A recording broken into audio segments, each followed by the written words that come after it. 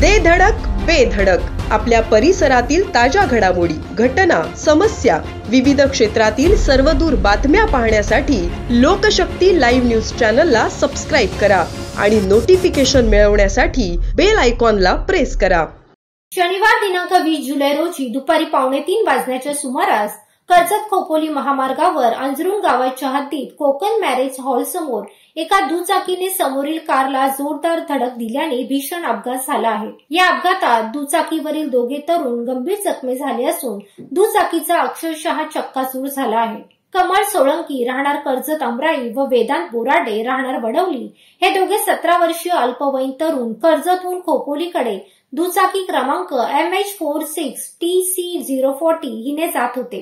ते Konkan marriage hall येथे आले असता दुचाकी स्वाराचे वाहनावरील नियंत्रण सुटल्याने दुचाकीने उभी कार क्रमांक MH01BB0356 हिला जोरदार धडक दिली। या अपघातात कमळ सोळंकी व वेदांत बोराडे असे दोघेही गंभीर जखमी झाले आहेत। त्यांना पुढील उपचारासाठी रुग्णालयात पाठवण्यात आले असल्याची प्राथमिक माहिती मिळत आहे। या अपघातात दुचाकी तसेच कारचेही मोठे नुकसान झाले आहे। या अपघाताची माहिती मिळताच अपघातग्रस्त टीमचे सदस्य व ग्रामस्थांनी धाव घेत मदत कार्य केले।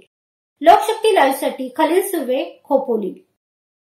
अशाच सच्चाई दर्शवणाऱ्या बातम्या पाहण्यासाठी लोकशक्ती लाईव्ह न्यूज चॅनलला लाईक करा, शेअर करा आणि सबस्क्राईब करा।